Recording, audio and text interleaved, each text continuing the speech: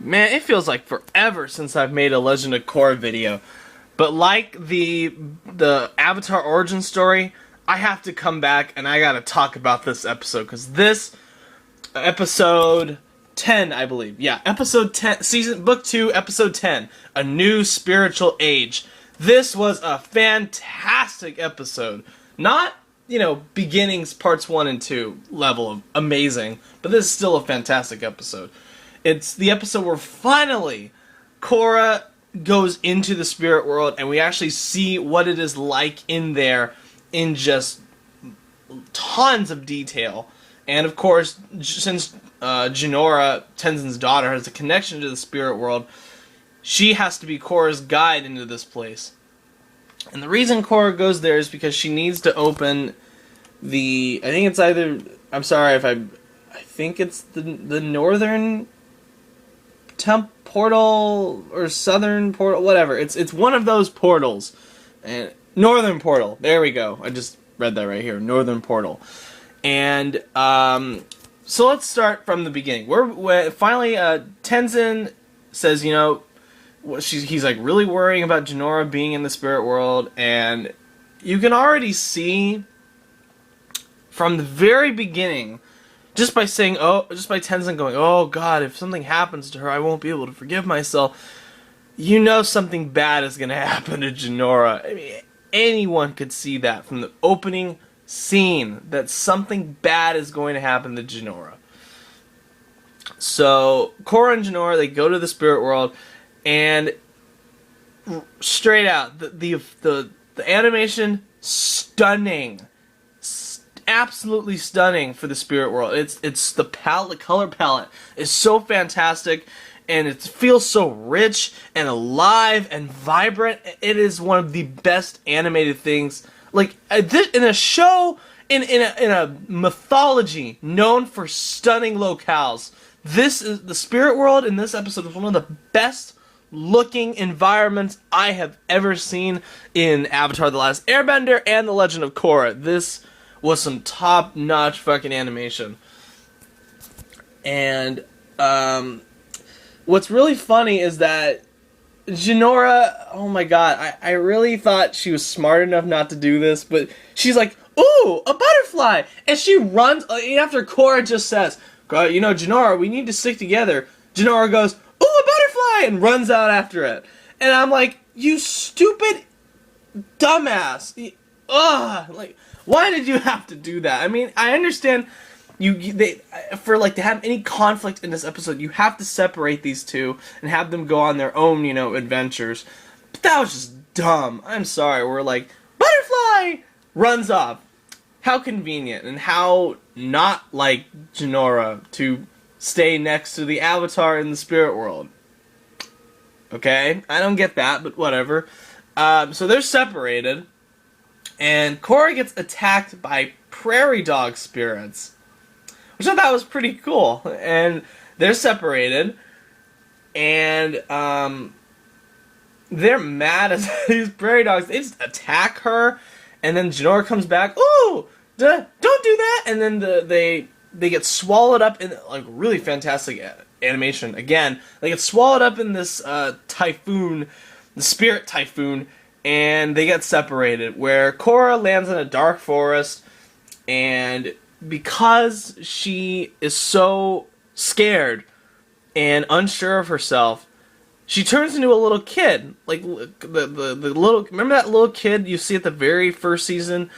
When the first episode of the first season, when Korra's like, I'm the Avatar! Kya! She turns into that.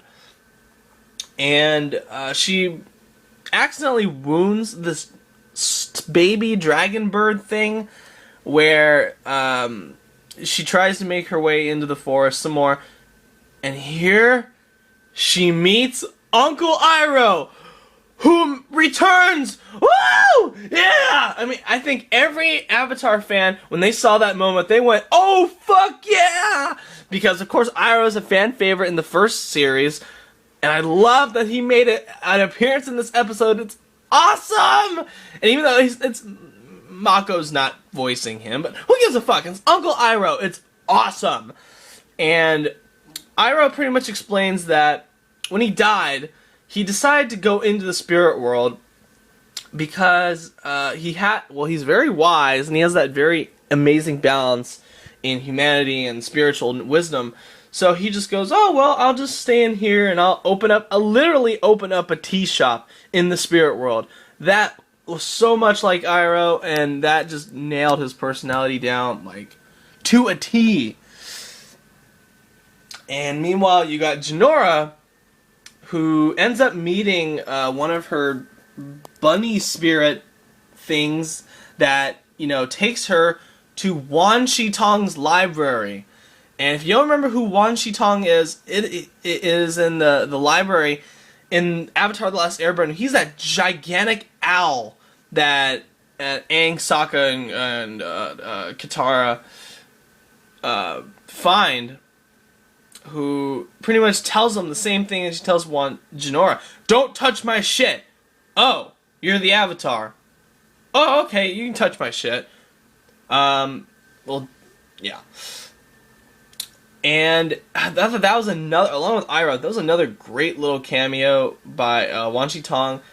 And I guess because Aang sunk his library, it got so deep into the sand that it just went to the spirit world. I guess so. Okay. And I thought it was hilarious how Jinora convinces Wan Shi Tong to let her browse through the library. But Wan Shi Tong's like, I know what a radio is. Because, like, in order to impress Wan Shi Tong, you have to tell him something that he doesn't already know, because he has, like, a vast wisdom of knowledge. And Jinora pretty much goes, yeah, the radio. It's like, she pretty much tells him what a radio is, and he went, oh, I didn't know that. I always thought there was a little man in the radio playing music, which made me laugh. I thought that was a great moment. And of course, Jinora has to go into the library, and she finds a book, explaining what happens when both portals are open, when harmonic convergence happens. And Vaatu will be free, and pretty much fuck shit up. And that's when shit gets bad for Jinora, when Jinora realizes this and she tries to leave. And then Wan Shi Tong betrays her by telling Unalaq that she's there. So Unalaq transforms her bunny spirit friend into a dark spirit, and that she's fucked. He captures her, but then it goes back to Korra. She realizes by throwing a hissy fit that she can control through her emotions. She can alter the spirits, and pretty much because she has Rava inside of her, which is the spirit of light, so she has big influence over the spirits and the general environment of the spirit world. And Korra has to go through a big emotional battle in this episode, where she really has to find another layer of courage. She's already brave as fuck, but in this world, she needs to find it in herself to become emotionally peaceful and to gain a new level of courage. And that I thought was great, how it personifies her self-doubt and her fear into the spirit world, where whenever she's like upset or angry, the sky just becomes dark as hell, and the spirits become angry. And Iroh tells her, look, you have to be calm, and you have to find positivity and stuff. And I love the message in this episode. You have to find the positivity in everything, even when the situation seems fucking hopeless. Think of light, because you are light. You have the power to do this, and she does this. And she pretty much asks Iroh, look, I need to find Jinora. Can you help me? And he goes, well, I can't personally help you, but if you help out this little baby bird dragon thing, maybe it will help you. And you have to take it back to there's this gigantic mountain, scary fucking looking mountain, where she has to climb it up and return this dragon baby to its family. And pretty much, Iroh says, look, in order to find Jinora, maybe you have to help somebody else. And she realizes this, and she goes up to the mountain, trying to return the dragon bird to its nest. It's a dragon bird. I'm trying to get that in my head. And Korra encounters like these dark spirits, and these are some of the creepiest looking creatures I have ever seen. They look like They look like Mushu from Mulan. If you turned Mushu blue and injected him with steroids, it was fucking terrifying looking at these things. And I know they're dog creatures, but still, they are some of the creepiest looking things ever. And then Korra learns, uses what she learns and says, look, I'm happy, I'm positive, let me help you, hi, I'm Korra. And that turns the spirits back into normal, happy spirits. Which really didn't do shit, because they just look fucking creepy even as happy spirits.